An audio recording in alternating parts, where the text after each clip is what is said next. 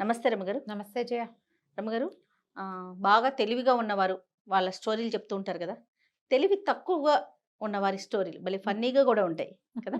అలాంటిది ఇదివరకు ఏదైనా చెప్పా. ఒక కథ చెప్పండండి. ఇదివరకు కొన్ని చెప్పుకున్నాం కదా మనం. ఓ ఊళ్ళో పానకాలని ఒక ఆయన ఉండేవాడు. ఆయన అనుకోండి, ఒక కుర్రాడు అనుకో. హుహు. వాడు ఏదో కొంచెం సుమారుగా ఉండేవాడు. అంత తెలివైన వాడు కాదు. ఒట్టు వెరుబాగులాడా అనేవాళ్ళు వాళ్ళ ఊళ్ళో. ఆ ఊళ్ళో ఏం పని దొరికేది కాదు. సరే ఏమనుకున్నాడు, కొంచెం దూరంగా ఓ రంగాపురం అనే ఊరుంది. ఆ ఊరు పోదామని బయలుదేరాడు. అక్కడ ఏమైనా పని దొరుకుతుంది అని. నడుచుకుంటూ పోయాడు. అప్పుడేముంది పల్లెటూరులలో ఇవే కదా! అవును. నడిచాడు, నడిచాడు, నడిచాడు, నడిచాడు. సరే ఆ ఊళ్ళోకి ప్రవేశిస్తూనే కొంచెం ఒక 10 అడుగులు ముందుకెళ్ళంగానే ఇళ్ళు మొదలైపోయినాయి. ఊర్లలో గమనించండి. ఊళ్ళోకి వెళ్ళగానే మనకేమి ఇళ్ళు, వాకిళ్ళు కనపడవు. అవును. ఔట్‌స్కట్స్‌లో సిటీస్‌లో లాగానే ఖాళీగా ఉన్నట్టుండి ఒక ఒక దారి దాటిన తర్వాత అప్పుడు ఇళ్ళు ఇల్లు మొదలవుతాయి. కనిపిస్తుంది. కొంచెం తొందరగానే ఇళ్ళున్నాయి. ఓ ఇంటి వాకిట్లో ఒకాయన ఓ దున్నపోతుని తోకపుచ్చుకుని దాని వెనకాల తిరుగుతూ అది అటు ఇటు గింజుకుంటుంటే, "ఈనవే, ఈనవే తొందరగా ఈనవే" అని దాని వెనకాల పెడుతున్నాడు దున్నపోతు. దున్నపోతుని. ఆ దున్నపోతు అదేమో తోక విదిలించుకుంటూ తన్నడం, గిన్నడం చేయటంలా పాపం. తోక విదిలించుకుంటోంది. అటు ఇటు, ఇటు ఇటు తిరుగుతోంది. "ఎప్పటికి ఇంతవే ₹100 పోసి కొన్నాను నేను నిన్ను, నీ మొహం మండా" అని తిడుతున్నాడు దాన్ని. ఆ! అక్కడి నుంచి ఆ తోక విదిలించుకోవడానికి ట్రై చేస్తోంది. ఇది చూస్తున్నాడు. వీడికి చూస్తూ చూస్తూ వాళ్ళకి అప్తే రేపు ఇంతుంది ఏమిటి అని చూస్తున్నాడు. వీడి తెలివితేటలవి. ఆ! అక్కడి నుంచి ఏం చేశాడు, "ఛీ! నీతోటి ఇట్లా కాదు. నిన్న నిన్న రాత్రే నువ్వు పిల్లని పెడతావని చెప్పాడు నిన్ను నమ్మినవాడు. పెట్టలేదు నువ్వు. హ్మ్. ఇవాళ కూడా పెట్టట్లేదు. పద నీ సంగతి చెప్తా" అని ఆ దున్నపోతు పలుపు విప్పుకొని బయలుదేరాడు. అదేమిటో వ్యవహారం చూద్దామని ఈ పానకాలు వీడు ఏ పని మీద వచ్చాడు? పని కోసం వచ్చాడు. తన దారిన తను పోవాలా, పోకుండా ఈ దున్నపోతు వెనకాల నడుచుకుంటూ పోయాడు. అక్కడి నుంచి ఈ దున్నపోతు వాడు, ఈ కుర్రాడు అక్కడ ఎవరింటికో వెళ్ళాడు. ఆ ఇంటి తలుపు కొట్టాడు. ఆ ఇంట్లో నుంచి ఒక ఆయన బయటకు వచ్చాడు. "నీ దున్నపోతు నువ్వు తీసుకో, ఇది దూడని పెట్టట్లేదు" అన్నాడు. అనేసరికల్లా ఆయన అటు ఇటు ఇట్లా తిరిగి ఇటు వచ్చాడు. వచ్చి దాన్ని తోక పట్టుకుని ఇట్లా చూశాడు శ్రద్ధగా. చూశాక, "ఇది నా దున్నపోతు కాదు. నేను అమ్మింది కాదు ఇది. ఎందుకంటే నిన్న నేను నేను అమ్మినప్పుడు దీని తోక మీద ఒక జోరీగా ఉండాలి. ఇప్పుడు లేదు. కాబట్టి ఇది అది కాదు" అనేసరికి, "కాదు, నేను అబద్ధాలు చెప్తాననుకున్నావా? నువ్వే అమ్మావు. నాకు తెలుసు కదా, మీ వాకిట్లో మా వాకిట్లో నేను ఒక దున్నపోతుని అమ్మాను. నీకే అమ్మాను. కానీ ఈ దున్నపోతు ఖచ్చితంగా అది కాదు. నేను అమ్మిన దున్నపోతు తోక మీద జోరీగా ఉండాలి. ఇప్పుడు లేదు. కాబట్టి ఇది కాదు. నేను అబద్ధాలు చెప్తానంటే మా ఇంటా వంట లేదని వీడు, మీ ఇంటా వంట మాత్రం ఉందా అని వాడు, ఇలాగ చెడామడా పొట్టాడుకున్నారు. ఒక 25 మంది చేరారు. ఎప్పటికీ తెగటంలే ఆ మాట. ఇదేనంటాడు వాడు, ఇది కాదంటాడు వీడు. మన పానకాలు కూడా చూస్తూ నుంచున్నాడు. ఆహా, ఏమిటో భలే బాగుంది కదా కొట్లాట అని. ఆ చుట్టుపక్కల చేరిన వాళ్ళు ఏం చేశారు, ఎవరో బాణాకర్రలు గుచ్చుకుని పొలం వెళ్తూ, "అరే ఏమిట్రా ఎంతసేపని కొట్టుకుంటారు, కొట్లాట తేలద్దు, ఇదిగోండి తీసుకోండి అని చెరుకో కర్ర ఇచ్చి కొట్టుకోండి" అన్నారు. ఊరంతా తెలివిగల్ల ఆ, వాళ్ళే రమగారు. అవును. అక్కడి నుంచి కర్రలతో టపా టపా కొట్టేసుకున్నారు. కర్రల యుద్ధం మొదలైంది. జనం అంతా దూరంగా జరిగారు వీళ్ళు పోట్లాడుకోవడానికి వీలుగా చూస్తున్నారు. ఇంతలో ఏమైంది, సగం కొట్లాట అయిన తర్వాత ఎవరికి దెబ్బలు తగలకుండానే ఈ కర్రలు కాస్త పుట్టుకుని విరిగినాయి. కత్తులైతే విరగవు. అదే కదా! కర్రలు విరగవు, కొట్టేసుకుంటే విరిగేసరికి ఆ కర్రలు ఇచ్చిన వాళ్ళు ఉన్నారు. "అవురవురా, పోన్లే మీరు కొట్లాడుకుంటున్నారు కదా, వీలుగా ఉంటుందని కర్రలు ఇస్తే మీరు కర్రలు కాస్త విరిచేసారా, మీ సంగతి చెప్తామని" ఆ వాళ్ళు "రే కొట్టండిరా వెళ్ళని" అందరూ కలిసి దుమ్ములో పొరలాడిచి చిత్త కొట్టేస్తారు ఇద్దరిని. ఇద్దరిని. ఆ! అక్కడి నుంచి వీడు వాడు లేచి చూసుకున్నారు. అందరు వెళ్ళిపోయారు. ఊళ్ళంతా దుమ్ము, ఎట్టంతా దుమ్ము. సరే ఇళ్ళకెళ్ళి స్నానాలు చేసి మంచి మంచి బట్టలు కట్టుకుని వచ్చి మళ్ళీ నుంచున్నారు. ఓహ్! నుంచుని, "మన గొడవ ఇట్లా తేలదు. దూడేస్తుందని దున్నపోతు నమ్మావు. ఆ దున్నపోతు ఎప్పటికీ పిల్లని పెట్టట్లా. దీ తగాదా మీద మనం వెళ్దాం. పంచాయతీకా? ఆ పంచాయతీ వీళ్ళందరూ మనని కొట్టారని చెప్పాలి కదా మరి" అని చెప్పి గ్రామాధికారి, న్యాయాధికారి దగ్గరికి వెళ్ళారు. ఈ పానకాలు వీళ్ళు స్నానాలు చేసి వచ్చేదాకా నుంచున్నాడు. ఈ తగాదా తేలాలి. వాడికి అర్థం కావాలి ఏం జరుగుతోందో. వీడు కూడా పోయాడు అక్కడికి. గ్రామాధికారికి చెప్పారు, "ఇలా దున్నపోతుని అమ్మాడండి, నేను కొన్నానండి. వీడేమో ఆ దున్నపోతు ఈయన దున్నపోతు ఒకటి కాదంటున్నాడు. దాని మీద చుండీగా ఉండాలట, జోరీగో, అదేమో ఇప్పుడు లేదు. కాబట్టి మేమిద్దరం కొట్టుకుంటున్నాం. మేము కొట్టుకుంటుంటే ఊళ్ళో వాళ్ళు వచ్చి మాకు చెరుకో కర్ర ఇచ్చారండి. కర్రలు కాస్త విరిగిపోయాయండి. మా కర్రలు విరిచేస్తారని వాళ్ళంతా మమ్మల్ని దుమ్ములో పొరలాడించి కొట్టారండి. రంగయ్య, భూషయ్య, రామయ్య, సిద్ధప్ప అని 10 పేర్లు చెప్పారు."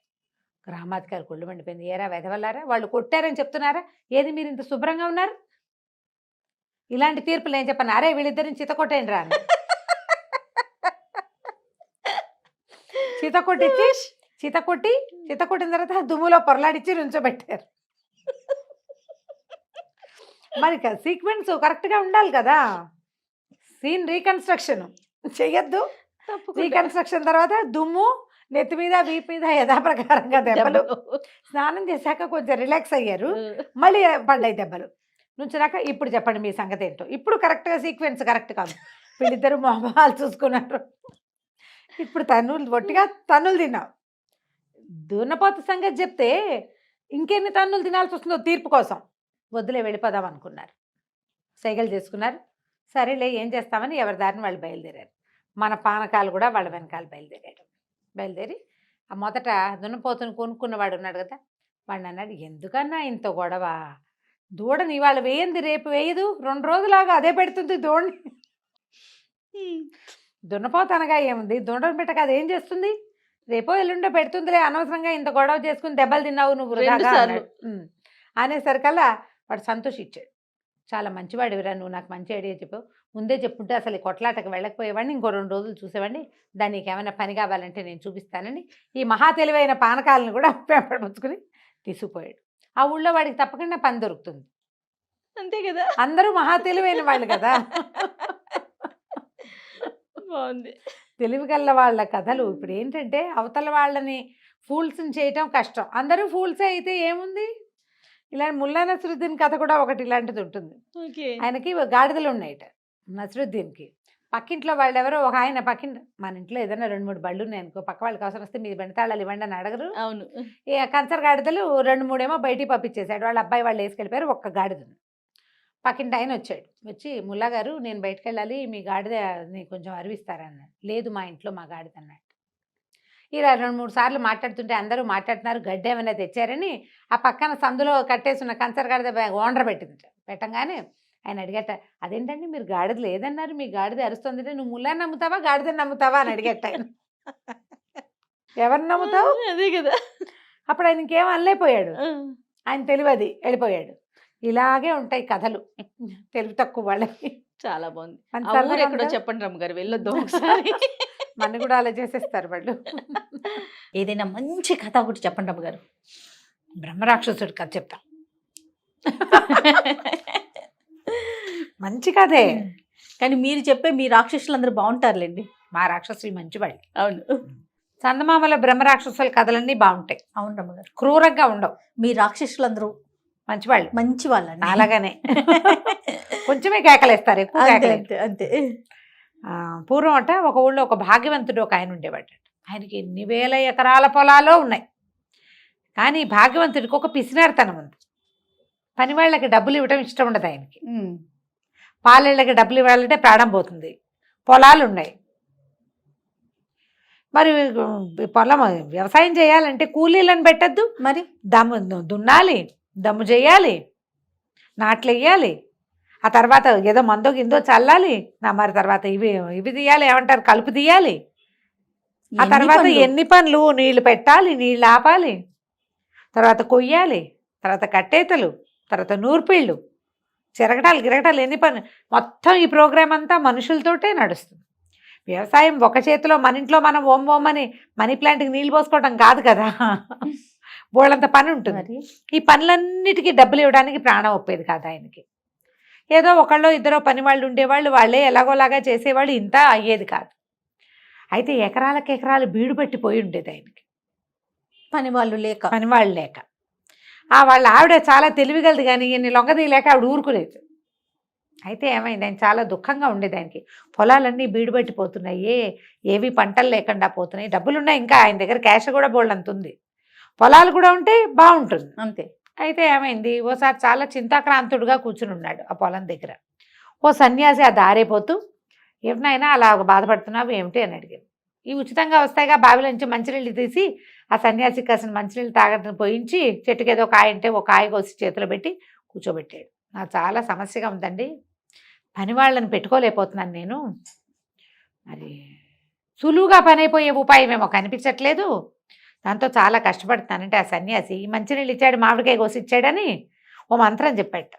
ఈ మంత్రం చదువు, ఒకడు వస్తాడు, వాడితో నీకు కావలసిన పని చేయించుకో, ఏ పని చెప్పినా చేస్తాడు, అని చెప్పి ఆ మంత్రము ఉపదేశం చేశాడు.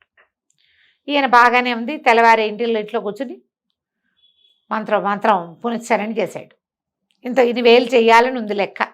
ఆ అన్ని వేలు అయ్యాక ఢామ్ అని పెద్ద శబ్దం అయ్యి పెద్ద బ్రహ్మాండంగా ఉన్నటువంటి భీకరాకారుడు ఒకడొచ్చి ప్రత్యక్షమయ్యాడు. ఏం కావాలో చెప్పు, పని చేయాలి నాకన్నా, నువ్వేం పని చెప్తే ఆ పని చేస్తా. అయితే మనకు అదంతా మన పొలమే, ఆ పొలం అంతా దున్నాలన్నాడు. సరే అన్నాడు. ఈయన ఏమనుకున్నాడు, కాస్తిమితంగా కూర్చుని మజ్జిగ తాగుదాం అనుకున్నాడు. ఆయన పీటేసి కూర్చుని ఏమే మజ్జిగతే అనే లోపల బ్రహ్మరాక్షసుడు వచ్చేసాడు. వాళ్ళ ఆవిడ ఇంకా మజ్జిగ చిలుకుతుంది, చిన్న గ్లాసులో పోస్తుంది. వచ్చేసి దున్నేసా అన్నాడు. ఎవడు అప్పుడే దున్నేసా బాంట? దున్నేసాను, కావాలంటే చూసుకో. మేడెక్కారు. పైనుంచి చూస్తే పొలం అంతా దున్నేసి జాలుగా కనపడుతుంది. 1000 ఎకరాలు 1000 ఎకరాలు దున్నేశాడు. అక్కడి నుంచి ఈయన అన్నాడు, సరే నేను మజ్జిగ పుచ్చుకుని మిగిలిన పనులు చేసుకునే లోపల దమ్ము చేయాలిగా. ఒట్టిగా దున్నితే ఎలాగా? నీళ్లు పెట్టి అంత దున్ని లూజ్గా చేయాలి. ముందు దున్నాలి జాళ్ళు, తర్వాత అది దమ్ము. అలాగే అన్నాడు. బ్రహ్మరాక్షసుడు వెళ్ళిపోయాడు. ఈయన మజ్జిగ తాగి స్నానం చేసి వస్తానని గావంచా భుజాన వేసుకుని వెళ్ళాడు. ఈయన ఇంకా ఒక నూతులోంచి వచ్చి ఏదైనా తోడలా బ్రహ్మరాక్షసు మళ్ళీ డింగమని వచ్చాడు. మనకు దొరికితే బాగుండు కదా. భలే ఉంటుంది అమ్మగారు. దున్నేశాను, మా దమ్ము కూడా చేసేసా. నీళ్లు పెట్టి నేలంతా నానబెట్టాలి.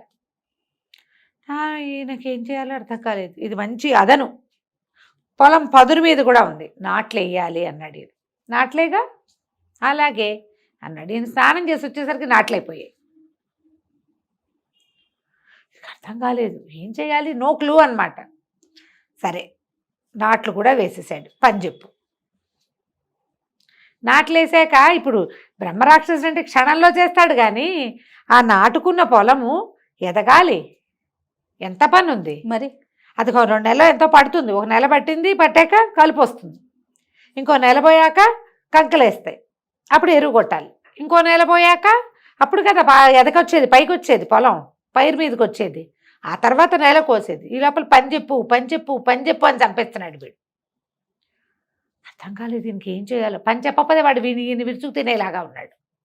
గబగబా లోపలికి వచ్చాడు. భార్యను పిలిచాడు. ఏమే మరేమో సన్యాసి ఒక మంత్రం ఇచ్చాడు. ఆ మంత్రంతో ఈ మనుషులు బెడద లేకుండా ఓ బ్రహ్మరాక్షసుడు వచ్చాడు. వాడినేమో పని చేయమన్నాను. వాడు దాంతో దున్నేశాడు. తర్వాత ఏమో దమ్ము చేసేసాడు, నాట్లన్నీ వేసాడు. మొత్తం పొలంలో గ్యాప్ లేకుండా మొత్తం 1000 ఎకరాల పొలాలు నాట్లు పడిపోయినాయి. పంట పైకి రావాలి. వీడేమో పని చెప్పమంటున్నాడు, ఏం చేయని అన్నాడు. ఆవిడ మధ్య చిలుక్కుంటోంది లోపల. వాడు నా దగ్గరికి పంపించండి. బ్రహ్మరాక్షసుడికి చెప్పాడు, మా ఆవిడ ఒక పని చెప్తుందిరా, నువ్వు వెళ్ళి ఆ పని చెయ్యి అన్నాడు. రాక్షసుడికి చెప్పాడు. బ్రహ్మరాక్షసుడు లోపలికి వెళ్ళాడు. అమ్మగారు మజ్జిగ చిలుకుంటుంటే ఏం చేయమంటావు పని అన్నాడు. ఈవిడేం చేస్తుంది, ఇట్లా వెళ్ళని ఒక వెంట్రుక లాగి ఉంగరాలు చుట్టూ ఆవిడ, దీన్ని స్ట్రైట్గా చేసి పట్టురా, దీన్ని సాఫ్ చేసి పట్టరా. సరేనన్నాడు. అక్కడే కూర్చొని తీసాడు. మళ్ళీ అయిపోతుంది. వదలంగానే అది మేలు తిరుగుతోంది. మళ్ళీ చేశాడు. ఇక ఏం చేసినా వాడి వల్ల కాలం. నెలలు పట్టినాయి. కాదు రమ్మగారు, టెక్నాలజీ లేదు, స్ట్రైట్నర్స్ లేవు మరి బ్రహ్మరాక్షసుడు అని చెప్పాము అందుకే. పాతకాలం వాడు కదా బ్రహ్మరాక్షసులు. ఇప్పుడు మన మనుషుల రూపంలోనే ఉన్నారు. అదే కదా, నాన్ టెక్నికల్ రాక్షసులు పాత రోజుల్లోనే ఉండేవాళ్ళు. ఇక వాడు దాన్ని లాగాడు, పీకాడు, తడిపాడు, ఏం చేసినా ఏమీ అవల. అది పుచ్చుకుని ఊళ్ళు తిరగటం మొదలుపెట్టాడు. స్ట్రైట్ చేయించుకోవటానికి. ఇక తిరుగుతూనే ఉన్నాడు. ఈ లోపల వీళ్ళ పంట పైకి వచ్చేసింది. ఈయన కూడా ఇలా రాక్షసుల మీదకి వాళ్ళ మీదకి వెళ్ళకూడదని కూలి, ఇంత పంట వాళ్ళకి ఎలాగో డబ్బులు వస్తాయి, ఎలాగో ఇస్తాం. తొలి కాలంలో ఏ పంట లేకుండా డబ్బులు ఇవ్వాలంటే బాధ ఆయనకి. నీకు పంట రావాలంటే ముందు ఎన్ని పనులు ఉన్నాయి, ఎంత ప్రాసెస్ అండి. ఈ ప్రాసెస్ అంతా ఖర్చే కనపడుతుంది. మనం పంట వచ్చాక డబ్బులు ఇవ్వడం మనకి సులువు, పంట కనపడుతుంది కదా. వన్స్ అది చేస్తే గానీ మనం తర్వాత దానికి పెట్టుబడి పెట్టలేకపోతాం. ఆయన రెడీ అయిపోయాడు. ఇతనేమో ఈ బ్రహ్మరాక్షసుడు ఆ పొడుగాటి మెలికలు తిరిగిన నల్లటి వెంట్రుకని పుచ్చుకొని తిరుగుతున్నాడు. కొన్ని నెలలు తిరిగాక ఓసారి ఒక బంగారపు పని వాళ్ళ వాకిట్లో కూర్చుని ఉన్నాడు బ్రహ్మరాక్షసుడి చెట్టు కింద. ఆయన ఓ బంగారాన్ని, ఒక ముద్దని కాల్చి ఒక మెషిన్లో పెట్టి దాన్ని ఇట్లా సాగదీశాడు. ఇతను చూస్తున్నాడు ఆశ్చర్యంగా. మళ్ళీ ఆ సాగదీసిన ఇంత కడ్డీని మళ్ళీ మంటల్లో వేశాడు. మళ్ళీ ఆ సాగదీసి అది సన్నగా తీగ చేసుకుంటున్నాడు. కాల్చి సాగదీస్తారు. చల్లారిపోయాక మళ్ళీ కాల్చి మళ్ళీ మళ్ళీ సాగదీస్తారు. సాగదీస్తారు. తర్వాత దాన్ని ఒక సన్నటి దాంట్లో పెట్టి నైస్గా లాగి లాగి లాగి లాగి లాగి ఏమనుకున్నాడు బ్రహ్మరాక్షసుడు, హే ఇది చాలా బాగుందని ఆ వెంట్రుకను తీసుకెళ్ళి మంటలో పడేసాడు. సాగదీచ్చాను, అది భగ్గుమని మండి కాలిపోయింది. మండంగానే బ్రహ్మరాక్షసుడు కూడా మాయమైపోయాడు. వాడి పని పాడైతే వాడు మాయమైపోతాడు అనమాట. ఇప్పటిదాకా పని పాడయ్యేవి జరగలేదు. చూడండి ఎంత సింపుల్గా జరిగిపోయింది. ఇక ఆ బ్రహ్మరాక్షసుడు వీళ్ళ ఇంటికి రాలేదు. మనం ఇలాంటిది పింగళవారి పేకి కథ విన్నాం. అవునండి. ఈ వెంట్రుకలు సాగదీయటం కొన్ని సహజంగా జరిగే ఉంటాయి, అవి ఎవ్వరి వల్ల కాదు. కుక్క తోక వంకర. కానీ మానవ ప్రయత్నాలు, మనం ఎవరిదో విపరీత సహాయం కావాలని అనుకోకూడదు. నాకు ఎగ్జామ్లో 100 మార్కులు రావాలని కోరుకుంటారు పిల్లలు, దానికి నువ్వు పని చేయొద్దు. అది కదా. ఎవరైనా ఎగ్జామ్ రాసేసి ఏదైనా విచిత్రం జరిగి రాసేసే పెన్ దొరికేస్తే బాగుండు అలా ఊహించుకునే వాళ్ళని చిన్నప్పుడు. మ్యాజిక్ పెన్ అది అలా పెట్టగానే అదే రాసుకుంటూ వెళ్ళిపోతుంది. కథల్లో చదివి మ్యాజిక్ పెన్ కావాలి, మ్యాజిక్ బుక్స్ కావాలి, మ్యాజిక్ పేపర్స్ కావాలి. ఎప్పుడు మ్యాజికల్తోటి వాటంతటా అవి జరిగిపోయే క్రియలతోటి జీవితం నడవదు. వాటికి మనమే ప్రయత్నం చేయాలి. బంగారానైనా కాల్చి కాల్చి కొట్టి చేస్తేనే సాగుతుంది. అంతే. దాంతో ఏనగైనా చేసుకోవచ్చు కదా. కాబట్టి మనం ఏం చేయాలి, క్రియ సరిగ్గా చేయాలి. ఎప్పుడు కష్టే ఫలి, ఈ ధ్యాస పెట్టుకుని ఉండాలి. పిల్లలకి చెప్పండి ఈ కథ. కొంచెం ఉద్యోగాల్లో కొత్తగా చేరిన పిల్లలకు కూడా ఈ కథలు చెప్పండి. తప్పకుండా. ఒకసారి మ్యాజికల్గా జరిగిపోయింది అనుకో, సడన్గా జరుగుతుంది. మ్యాజిక్స్ ఎల్లప్పుడూ ఎలా జరుగుతాయి, అంతటితో ఆగిపోతుంది. పైగా బోర్గా కూడా ఉంటుంది. అంత చిటుక్కునైపోతే బోర్ కదా, మరి కదా బోర్ కొట్టేస్తుంది. అలా కాదు, మనం ట్రై చేయాలి, కొంచెం ఫెయిల్ అవుతుండాలి, మళ్ళీ ట్రై చేయాలి, అప్పుడు సక్సెస్ అవ్వాలి, సక్సెస్ని ఎంజాయ్ చేయాలి, సక్సెస్ని ఎంజాయ్ చేయాలి, సక్సెస్ని పంచుకోవాలి, మనని చూసి ఇంకోళ్ళు నేర్చుకోవాలి. ఎంత ఉంది అసలు మనకు కూడా దాని విలువ తెలుస్తుంది కదా, ఎంజాయ్ చేస్తాం అలా కష్టపడి సాధిస్తే కనుక. అవును. రైట్. రమ్మగారు, మీరు బాగా తెలివైన వారు, అలానే తెలివి తక్కువ ఉన్నవాళ్ళు, ఇలాంటి స్టోరీస్ చాలా చెప్పుకున్నాం. ఈరోజు బాగా తెలివైన వాళ్ళు, వారికి సంబంధించిన కథ ఏదైనా చెప్పండి. మనం కొన్ని సినిమాల్లో చూస్తాం, హీరో భలే ఊహించేస్తాడు కదా, ఏం జరిగిందో ఊహిస్తాడు, ఏం జరగబోతోంది కాదు. ఇప్పుడు ఒక సీన్ చూసినప్పుడు ఒక వస్తువు అక్కడ పడిందంటే ఈ వచ్చిన వాడు ఇటు కొడితే అది అక్కడికి వెళ్ళి ఇక్కడ పడింది అనమాట. దాని తర్వాత సీన్ ని ఊహిస్తారు. అవి డిటెక్టివ్ మూవీస్ లో ఎక్కువ చూస్తాం. ఏం జరిగిందో, డిటెక్టివ్ కాదు, హీరోలు సూపర్ బాయ్స్ గా ఉండే హీరోల సినిమాల్లో కూడా ఈ మధ్య 2-3 సినిమాలు నా ఫేవరెట్ డైరెక్టర్ గారి సినిమాల్లో కూడా కనపడ్డాయి. అవి నాకు ఎవరు రమ్మగారు చెప్పను, ఊహించుకోండి. సీన్ బట్టి ఇది ఇలా జరిగి ఉంటుంది అని ఊహించడానికి అనమాట. దాని మీద ఒక మంచి తెలివైన కథ ఒకటి చెప్దాం. ఒక ఊళ్ళో ఒక 3 అన్నదమ్ములు ఉండేవాళ్ళు. చాలా చిన్న పల్లెటూరు అది. అయితే వాళ్ళ అమ్మా నాన్న గతించాక వీళ్ళు ఈ ఊళ్ళో ఉండకూడదు అనుకున్నారు. వాళ్ళు ఏంటంటే పిచ్చి తెలివైన వాళ్ళు. ఊళ్ళో అందరూ వీళ్ళ కష్ట తెలుగులు ఉన్నాయి, వీళ్ళు ఈ ఊళ్ళో ఉండవలసిన వాళ్ళు కాదు, ఇక్కడ మట్టికొట్టుకుపోతారు పల్లెటూళ్ళలో, సిటీలకి పట్టణాలకు వెళ్తే ఈ తెలివితేటలకి రాణింపు వస్తుందని అంటూ ఉండేవాళ్ళు. వీళ్ళు ఏమనుకున్నారంటే అమ్మా నాన్న ఎలాగా లేరు, పెళ్లి పేరెంటం అవ్వలేదు, ఏ పట్టణానికో వెళ్ళి మన తెలివితేటలకు తగిన ఉద్యోగాలు సంపాదించుకుని అక్కడ వివాహం చేసుకుని పిల్లలని సెటిల్ అవ్వచ్చని భావించారు. ఏదో కొద్దిగా 10 పరకా ఉన్నవి సొమ్ము చేసుకుని మెల్లిగా 3 పట్టణం దారి పెట్టారు. అప్పుడు బళ్ళు గిళ్ళు తక్కువ, డబ్బులున్న వాళ్ళు, సొంత బళ్ళు ఉన్నవాళ్ళు, వీళ్ళకి అలాంటివి ఏం లేవు, సామాన్యమైన కుటుంబం. సరే ఏమనుకున్నారంటే అప్పటికి 2 కాళ్ళ బండే కదా. ఈ మొన్న దాకా ఒక 50-70 ఏళ్ల క్రితం, 100 ఏళ్ల క్రితం దాకా చాలామంది కాలినడకనే తిరిగేవాళ్ళు. ఒంటెద్దు బళ్ళు ఉండేవి, ఏదో 2 ఎడ్ల బళ్ళు ఉండేవి. రైలు అవి వచ్చినా రైల్వే స్టేషన్ ఎక్కడో, ఇదెక్కడో అదెక్కడో. అవును, మామూలు ఊళ్ళల్లో ప్రయాణాలు ఇలాగే నడిచేవి నడకలతోటి. సరే వీళ్ళు 3 ఓ దారిని పోతున్నారు. ఇవి వెళ్తూ ఉంటే అడవి దారిలో ఒక ఆయన కనపడ్డాడు, కొంచెం పెద్ద మనిషి, చక్కగా బట్టలు అవి ఖరీదైన బట్టలు. ఆయన హైరాన్గా నడుస్తూ, బాబు గుర్రం ఎక్కడైనా కనపడిందా అన్నారు. పెద్దవాడు అన్నాడు, ఈ దారినే వెళ్ళింది అన్నాడు. రెండోవాడు అన్నాడు, దాని కుడికన్ను గుడ్డిది కదండి అని అడిగాడు. ఆయన అవునవును ఈ దారే వెళ్ళింది బాబు, తప్పిపోయింది, దాని కన్ను గుడ్డిది, కుడి కన్ను కనపడదు దానికి. సరే మూడోవాడు అన్నాడు, దాని మీద ఓ పిల్లాడు ఉన్నాడు కదండి అన్నాడు. ఈయన అవును బాబు పిల్లాడు ఉన్నాడు, మా పిల్లాడే, ఎక్కడ చూసారో చెప్పండి అన్నాడు. మేము చూడలేదండి అన్నారు 3. అదేమిటి మీరు ఇన్ని గుర్తులు చెప్పారు, చూడకపోవటం ఏంటంటే మా తెలివితోటి చెప్పామండి అన్నారు. అనగానే ఆయన కొళ్ళు మండిపోయింది. తెలివితోటి గుర్రం ఈ దారే వెళ్ళిందని, అది దానికి ఒక కన్ను గుడ్డిదని, దాని మీద ఓ పిల్లాడు ఉన్నాడని ఎలా చెప్పారు? ప్రశ్న బాగుంది కదా. మీరే నా గుర్రాన్ని దాచేశారు, నా పిల్లాడిని ఏదో చేశారు, ఇచ్చేయండి నా గుర్రాన్ని నా పిల్లాడిని అని. వీళ్ళు మా తెలీదు, మేము చూడలేదు, తెలివితేటలతోటే చెప్పాము, ఎలా? అక్కడి నుంచి పదండి రాజుగారి దగ్గరికి వెళ్దాం, పట్నం రాజుగారి బిల్డింగ్ దగ్గరలోనే ఉంది అని చెప్పేసి అరిచి కేకలు పెట్టాడు. వాళ్ళు ఎవరో 2-3 వెనకాల పరిగెత్తుకొచ్చారు. అందరూ కలిసి ఈ 3 కుర్రాళ్ళని రాజుగారి దగ్గర, ఆ జమీందారు గారి దగ్గరికి లాక్కుపోయారు. పెద్ద దివాణం అది, 4 పక్కల తలుపులున్నాయి. ఈ 3 లోపల తీసుకెళ్లారు. ఆయన వచ్చిన ఆయనేమో ఏడుస్తూ, అయ్యా నా గుర్రం మీద నా పిల్లాడు ఎక్కువ ఉన్నాడండి, గుర్రం కాస్త పరుగు తీసేసిందండి, వీళ్ళు కనపడ్డారు, వాళ్ళేమో ఈ గుర్రం ఈ దారినే పోయిందంటారు, పిల్లాడు ఉన్నాడు కదా అంటాడు, దాని కన్ను గుడ్డిది కదా అంటాడు. గుర్రాన్ని ముట్టుకోకుండా చూడకుండా దాని కన్ను గుడ్డిదని ఎట్లా తెలుస్తుందండి? గుర్రం దగ్గరికి వెళ్తే కదా దాని గుడ్డిగాని తెలిసేది. అలవాటైన వాడికి తెలుస్తుంది, కొత్త వాడికి దాని కన్ను గుడ్డిదని ఎలా తెలుస్తుంది? వీళ్ళు ఏదో గుర్రాన్ని చేసి నా పిల్లాన్ని మాయం చేసి ఇట్లా చేస్తున్నారని ఆయన బోమని గోల పెట్టాడు. గోల పెట్టేసరికి ఈయన ఏమయ్యో చూస్తుంటే మంచి వాళ్ళే ఉన్నారు, చెప్పండి సమాధానం ఎలా చెప్పారు మీరు? మేము చూడలేదని వీళ్ళు ఒత్తుకుంటారు. అంటే మా తెలివితేటలతో చెప్పామండి అన్నాడు. ఏం తెలివోయ్, అదేం తెలివి, ఇలాంటి విషయాలు ఎలా తెలుస్తాయి తెలివితోటి అనేసరికి ఎందుకు తెలియదండి, గుర్రం కాలు గుర్తులు కనపడుతున్నాయి అంటే అది ఈ దారినే వెళ్ళినట్టు ఒకటి అయిందా. తర్వాత కుడివైపు ఉన్న ఆకులన్నీ ఎడమవైపు ఉన్న ఆకులన్నీ మేసున్నట్టున్నాయి.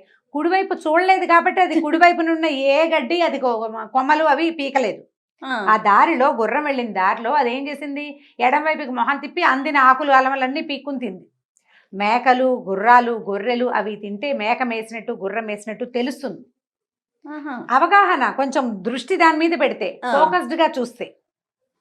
గుర్రం నవిలింది ఆకులు, ఇప్పుడు మేక అనుకో భూమికి జానడి ఇంతే ఉంటుంది, గుర్రం ఎత్తుగా ఉంటుంది కదా, ఎత్తుగా ఉన్న వైపు ఆకులు ఎడం వైపు అన్నీ మేసినట్టు దానికి అందిన కొమ్మ అందినట్టు లాక్కుంటూ పోయింది. నవ్వులుకుంటూ తింటాయి కదా గుర్రాలు.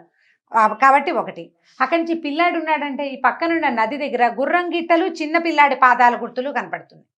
పిల్లాడో పిల్లో మగ పిల్లాడని ఊహించాం. గుర్రాల మీద ఆడపిల్లలు ఉండరు కదా, మగ పిల్లలు ఎక్కుతారు. ఇలా మేము ఊహించామండి, అంతేగాని మేము ఆ గుర్రాన్ని చూడలేదు, దాని మీద పిల్లాడిని చూడలేదు. నది ఒడ్డున మేము మంచినీళ్ళు తాగడానికి వెళ్ళినప్పుడు కనపడ్డాయి. ఒక గుర్రం కాలు గుర్తులు ఉన్నాయి, పిల్లాడి కాలు గుర్తులు ఉన్నాయి. వాళ్ళిద్దరూ ఆ నదిలో నీళ్లు తాగుంటారు. చెరువు దగ్గర, నది కాదు అది చెరువు. చెరువుకి ఎట్లా ఉంటుంది, సినిమాటిక్గా ఉండవు చెరువులు. నీళ్ళు లోపలికి ఉంటే వీళ్ళు గట్టి దిగి అక్కడ 4 అడుగులు నడవాలి, అడుగులు గుర్తులు పడతాయి. ఇంకెవరు అక్కడికి రాకపోతే గుర్తులు అలాగే ఉంటాయి. అడవుల్లో తెగ తిరిగేస్తారు ఆ జనం, తక్కువ ఉంటారు కదా, కాలు గుర్తులు కనపడతాయి. గుర్రం పక్కనే కుర్రాడు కాళ్ళు ఉన్నాయంటే ఖచ్చితంగా వాళ్ళిద్దరూ కలిసి వచ్చారు. మంచినీళ్ళు తాగారు, వెనక్కి ఎక్కారు. మళ్ళీ వాడు గుర్రం ఎక్కాడు, గుర్రం వెళ్ళిపోయింది.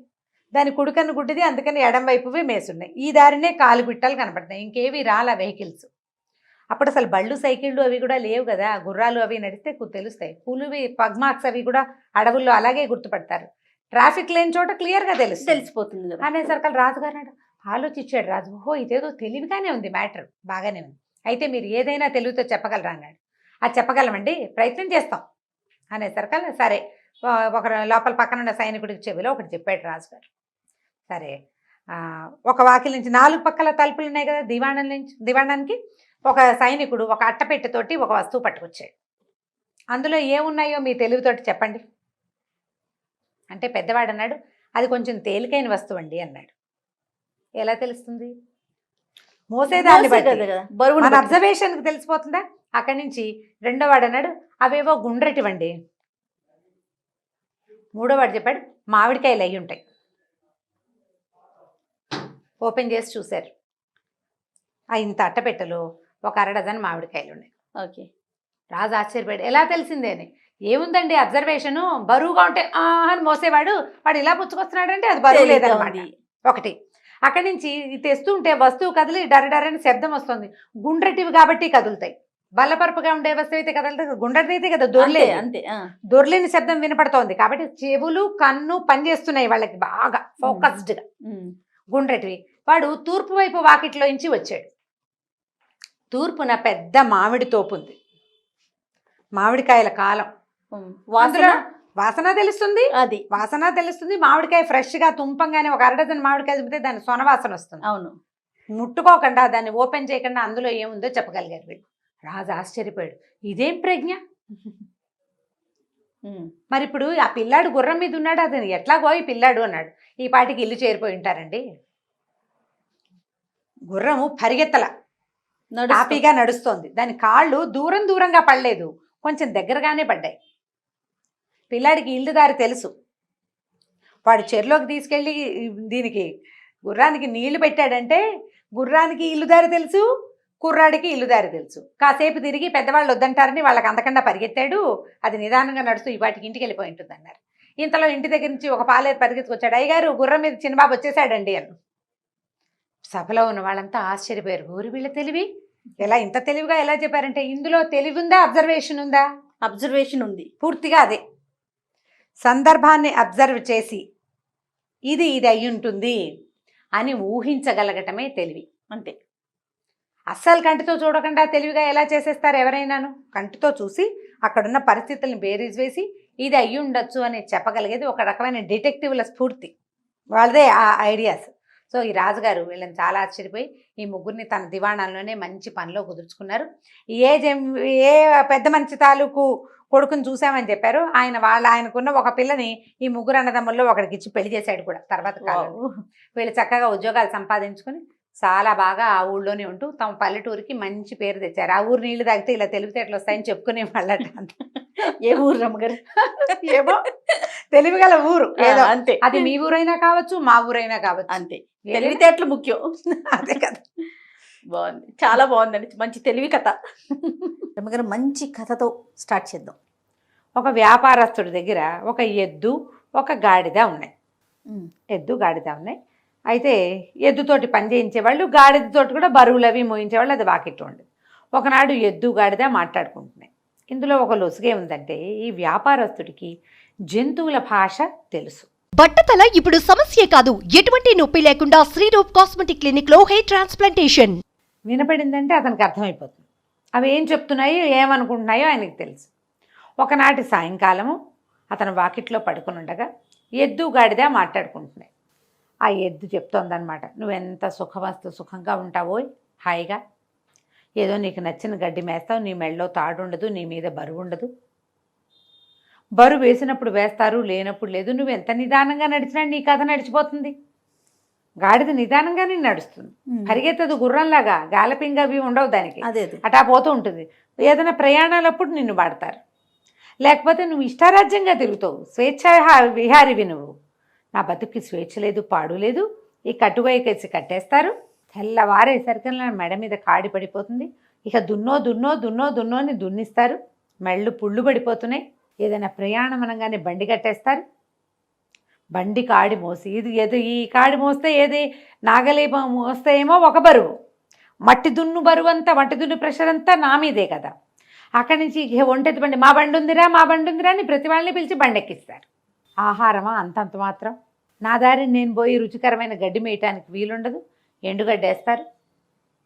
పొలంలో అంతా పచ్చగా కనపడుతుంది, ఎక్కడ తలొంచి గడ్డి మేయటానికి అవకాశం ఏముంటుంది, దానికి అవకాశం లేదు. నా జీవితం ఇట్లా అయిపోయిందని ఎద్దు చాలా దుఃఖంతో పరిపరి విధాలుగా వాపోయింది. గాడిదంది, అయ్యో తండ్రి నీకెంత కష్టం వచ్చింది, ఓ పని చెయ్యి, రేపొద్దున తోలుకెళ్తారు కదా, నువ్వు నడవడం మానే, కూలబడిపో, ఆహారం మానేసి, తిండి తినద్దు, నీకేదో జబ్బు చేసిందని నిన్ను చేయటం మానేస్తారు. ఓ జబ్బు చేసింది అనుకుంటారు కదా, పనికి కొట్టేయి, పనికి మొండికెత్తమని గాడిద ఎద్దుకి సలహా చెప్పింది. విషయం అంతా విన్నాడు వ్యాపారస్తుడు. పొద్దున్నే పాలేళ్ళు ఎద్దుని తోలుకుపోయారు. తోలుకెళ్ళేసరికల్లా ఎద్దు ఇట్ట ఘాట్లోకి వెళ్ళంగానే, అదే చేలోకి వెళ్ళంగానే కూలబడిపోయింది. ఎంత కొట్టినా ఎంత కేకలేసినా లేవల, మోకాళ్ళది కాళ్ళు ఇట్లా మడిచేసింది, బుర్ర పక్కకు వేళ్లాడేసింది. ఏం చేయాలి? సరే వాళ్ళు ఏం చేశారు, దానికి ఏదో మందు పెడదామని ట్రై చేశారు, మందు పుచ్చుకోలేదు, మంచినీళ్ళు తాగలేదు. అతి కష్టం మీద నలుగురు కలిసి లేవదీసి ఎట్టా ఆగొట్ట ఇల్లు పొలము దగ్గర ఏమన్నా ఇంటికి తోలుకొచ్చి వీటిలో ఈ ఘాట్లో పెట్టుకుని పడేశారు. లోపలికి పడేస్తే అది హాయిగా అక్కడున్న గడ్డిని నెమరు వేస్తూ సుఖంగా విశ్రాంతిగా కూర్చుంది ఎద్దు. ఆయన అన్నాడు, అరే ఎద్దు ముండికేసింది కదా, గాడిదని గట్టండ్రా అన్నాడు. అనగానే హడిలిపోయింది గాడిద. ఎక్కడికి తీసుకెళ్తున్నారో దానికి అర్థం కాల, దానికి తెలియలా ఏం చేయబోతారో. సరే బయటికి తీసుకెళ్ళి గాడిద మెడ మీద కాడేసి దాంతో దున్నిచ్చారు. సాయంత్రం అయ్యేసరికి గాడిదకి గూట్లోకి వచ్చినాయి, దానివల్ల అవ్వలేదు. అంతేగా, ఇంత బరువేట ఎద్దు ఎంత ఎత్తు ఉంటుంది, ఎంత బలిష్టమైంది, గాడిద ఎంత ఉంటుంది దాని బతుకు పాపం. అక్కడి నుంచి ఈయన అన్నాడు, రేపటి నుంచి ఎద్దేటాకు మూలపడింది కాబట్టి గాడితోటి దున్నిద్దాం, దాన్ని అక్కడే ఉంచేసేయండి ఎద్దుని, దీని సంగతి చూద్దామన్నాడు. గాడిదకి అర్థమైపోయింది, అమ్మో వీళ్ళు ఇదే చేయబోతారని. ఒక్కొక్కళ్ళు వచ్చి ఊరిని గాడిద భలే దున్నింది అని మెచ్చుకోవటం. అంటే రేపటి నుంచి వీళ్ళు ఇదే పని చేస్తారుగా. అంతేగా. అక్కడి నుంచి సాయంకాలం అవ్వగానే ఇది సూర్మి అలాగా ఏడ్చుకుంటూ వెళ్ళింది గొడ్లశాలలోకి. వెళ్ళేసరికి అక్కడ ఎద్దు విశ్రాంతిగా కాళ్ళు చాపుకుని పడుకుని గడ్డి నెమరు వేస్తూ రెస్ట్ తీసుకుంటాం. ఎంతో బాగుంది తండ్రి ఇవాళ నా జీవితం, ఎంత హాయిగా ఉందో, రేపు కూడా ఇట్టాగే పని మానేసి రెస్ట్ తీసుకుంటాను, ఎంతో బాగుంది నాకు అనగానే గాడిద అనుకుంది, ఓరు నాయన రేపొద్దున ఇది కూడా ఇది రెస్ట్ తీసుకుంటే రేపు మళ్ళీ నాకు పడిపోతుంది, ఇవాళ చచ్చాను రేపు మళ్ళీ దొరికిపోతానని ఏమంది వెంటనే గబగబా ఆలోచించేసుకుంది. తన మీదకి వస్తే ప్రతివాడు ఇదే చేస్తాడు కదా. అంతేగా. ఏమందంటే అది కాదోయ్, నువ్వు మూలపడ్డావు కదా, మన వ్యాపారం ఏమనుకుంటున్నాడో తెలుసా, ఎద్దు ఎట్టాగో అయిపోయింది కదా, దీన్ని వీడికి కసాయివాడికి అమ్మేస్తామంటున్నారు, రేపొద్దున నీ తోలొలిచి దాంతో ఆయన చెప్పులు కుట్టించుకుంటాట, మరి మేము మాంసమేమో వాళ్ళు ఎవరికో విందు చేస్తాట, నీ ఇష్టం మరి అనగానే ఎద్దు భయం వేసి, అమ్మ బాబోయ్ రేపు తప్పేస్తే రెస్ట్ సంగతి సరే, ఇవాళ ఒకరోజు రెస్ట్ తీసుకున్నాం కదా అని, సరే అమ్మో రేపు నేను వెళ్ళిపోతానంది. ఆ గుమ్మం బయటే నుంచున్న వ్యాపారస్తుడు పక్కపక్క నవ్వాడు, నవ్వుకుంటూ సరిపోయింది కదా. ఆయన ఒక అడుగు అటు వేసేసరికల్లా వంటింటి గుమ్మంలో నిలబడి ఇట్లా నడుమి చెయ్యి వేసుకుని చూస్తోంది వాళ్ళ ఆవిడ. ఎవరున్నారు అక్కడ అని అడిగింది. ఎవరు లేరే అన్నాడు.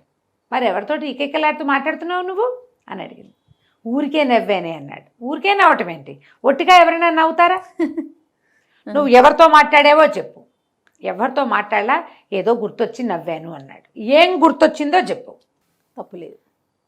ఇక మొదలు, ఎందుకు నవ్వావు, అంత పకాలమని నవ్వు ఎందుకు వచ్చింది, ఏం గుర్తొచ్చింది, ఎవరితో సరసలాపాలాడితే అది జ్ఞాపకం వచ్చిందో చెప్పు.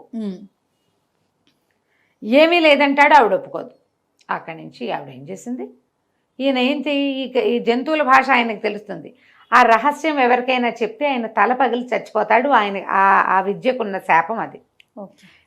గొడ్డును ఇది గాడిద మాట్లాడుకుంటున్నాయి, దాని రోగం కుదిర్చాను అని చెప్పాడు అనుకో పెళ్ళానికి, అయినవుటు. చెప్పలేడు.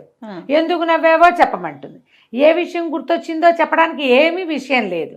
మసిపూసి మారేడుకాయ చేద్దామంటే ఆవిడ కాస్త ఆలోచించాలా, ఆవిడ మొహంచి కళ్ళు తిప్పట్ల ఇటాగే చూస్తాను. ఏం చేయాలో తెలియలే.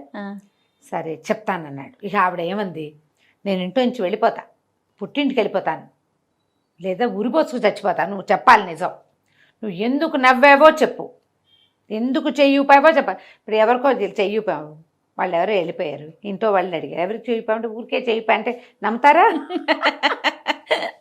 ఎందుకు నవ్వావని భార్యలో భర్తలో ఎవరో ఒకళ్ళని ఎప్పుడో ఒకప్పుడు అడిగే ఉంటారు కదా. అంతే. ఏం గుర్తొచ్చి నవ్వావు, అదే సమాధానం చెప్పాలిగా. అక్కడి నుంచి ఇక ఏమనుకున్నాడు, చావడానికి రెడీ అయిపోయాడు. చెప్పేయాలి, ఇంకా ఈ రహస్యం చెప్పేయాలి. కాకపోతే తన టైం చెప్పేస్తే పుసుకొని చచ్చిపోతే ఈ ఇల్లు వాకిలి వీలునామా ఇవన్నీ ఏట. అక్కడి నుంచి ఏం చేశాడు, గబగబా వీలునామా రెడీ చేశాడు. చుట్టాలు పక్కాలు అందరినీ ఒకసారి కంటితో చూద్దామని అందరినీ రమ్మన్నాడు. కూతుళ్ళు కొడుకులు, ఒకళ్ళిద్దరు మనవలు, వియ్యంకుళ్ళు, బావమరుదులు, 2-3 మరదళ్ళు, 2 బోధనగారులు, మొత్తం గుంపంతా చేరారు వీళ్ళింటో. చేరాక ఏమైంది, ఇంతలో వాళ్ళ ఇంట్లో ఒక కుక్క కోడి కూడా ఉన్నాయి. ఆ కుక్క అదే పనిగా ఆయన కేసు చూస్తూ పాపం చచ్చిపోవడానికి సిద్ధపడ్డాడు మహారాజు అనుకుంటూ దీంట్లోకి చూసింది, మన కోళ్ళ దీంట్లోకి. కోళ్ళ గూడు ఉంటుంది కదా, ఒక పెద్ద గూడులో ఒక పెద్ద పుంజు, 50 పెట్టెలు ఉన్నాయట. కోడి పుంజు ఒకదాని మించి ఒకదాని మీదకి దాటుతూ ఆడుకుంటుంది వాటితోటి, పెట్టెలతోటి. ఈ కుక్క అడిగింత, ఏమై పుంజు మన ఆసామేమో మనని పోషించేవాడేమో పెళ్ళానికి సమాధానం చెప్పలేక చావడానికి సిద్ధపడ్డాడు. నువ్వేమిటయ్యా అంటే, చక్కగా 50 మంది పెట్టెల్ని భలే మెయింటైన్ చేసినావో, ఆయన ఒక్క పెళ్ళాన్ని మెయింటైన్ చేయలేకపోతున్నాడు. ఒక భార్యకి సమాధానం చెప్పలేక చావడానికి సిద్ధపడ్డాడు. నువ్వు ఒక్కడివి, ఒక్క పుంజుంది, 50 పెట్టెలు ఉంటే ఇన్ని పెట్టెలతోటి సరసలాపాలు భలే బాగా ఆడుతున్నావు నువ్వు, ఏమిటో నీ రహస్యం అంటే. ఏముంది రహస్యం, ఎవరి మెథడ్స్ వాళ్ళకు ఉంటాయి, ఎందు పుంజు. సరే నీ మెథడ్ నీకుందనుకో, నీ రహస్యం నా చెప్పకు. మన యజమాని ఏం చేయాలంటే, ఏం చేయాలంటే లోపల తీసుకెళ్ళి విరగబాదేయాలి పెళ్ళాన్ని. ఇంకోసారి ఇలాంటి ప్రశ్నలు అడిగామంటే చంపేస్తానంటే సరిపోతుంది. అది అక్కడే నిలబడి ఉన్న యజమాని మొత్తం విన్నాడు. అర్థమైంది ఆయనకి. కుక్క కోడి మాట్లాడుకుంటున్నాయి, ఈయన వినపడుతున్నాయి కదా. సరే అవి వచ్చిన చుట్టాలందరినీ పలహారాలు చేయండి అని, ఏమీ ఇలారా అని చెప్పి ఆవిడ లోపల తీసుకెళ్ళి వాళ్ళ వాకిట్లో తుంగ ఉందట, తుంగగడ్డి. అది ఇట్లా దీనిలాగా చెరువుల్లో మొలుస్తుంది. 2 పోసలు లాక్కెళ్ళి లోపల తీసుకెళ్ళి చితబాదేశాడు పెళ్ళాను. నేను ఎందుకు అయినా నవ్వుతా, నువ్వు నన్ను అడగడానికి వీల్లేదు, సచ్చినా చెప్పండి. మళ్ళీ అడిగావో మళ్ళీ తగులుతాయి దెబ్బలు. శభాష్. అనగానే ఆవిడ, మరి వీళ్ళందరినీ ఎందుకు పిలిచారు? ఎందుకైనా పిలుస్తా, అది నా ఇష్టం. ఏది అడగటట్లేదా? నువ్వేం అడగడానికి వీల్లేదు, కాపురం చేస్తావా దెబ్బలు తింటావా ఏదో ఒకటి చెప్పన్నాడు. ఆవిడేమో నాకు దెబ్బలొద్దు, నేను కాపురం చేస్తా, ఇంట్లోనే ఉంటా, ఎవరికీ చెప్పను. బయటకు వచ్చి అందరికీ పలహారాలు పెట్టేసింది. ఈయన హాయిగా ప్రశాంతంగా ఉన్నాడు. కుక్క, కోడి, ఎద్దు, గాడిదే వాటి పన్నాలు చేసుకుని ప్రశాంతంగా ఉంది. కథ కంచికి మనం ఇంటి పరిష్కారం ఇలాగే రమ్మగారు. మరి ఏం చేస్తాం? సచ్చినా చెప్పండి, నీ దిక్కుంటాడు చెప్పుకో అనాలి అంతే. ఈ కథలో ఇలా ఉందమ్మా, ప్రతి కథలోనూ ఇలా ఉంటుందని అనుకోకండి. ఈ రోజు కాదు, ఇది అరేబియన్ నైట్స్ ఎప్పుడో రాయబడి ఉన్న కథ. దీన్ని కథగా వినండి. అంతే, ఆ రోజుకి అది చెల్లింది. మనం పిల్లలకి ఎక్కడ దాకా చెప్పాలి? కుక్క, గాడిదే, ఎద్దు కథ వరకు చెప్పాలి. ఒకళ్ళ పనులలో ఇంకొకళ్ళు జోక్యం అంతే కల్పించుకోకూడదు. అంతే.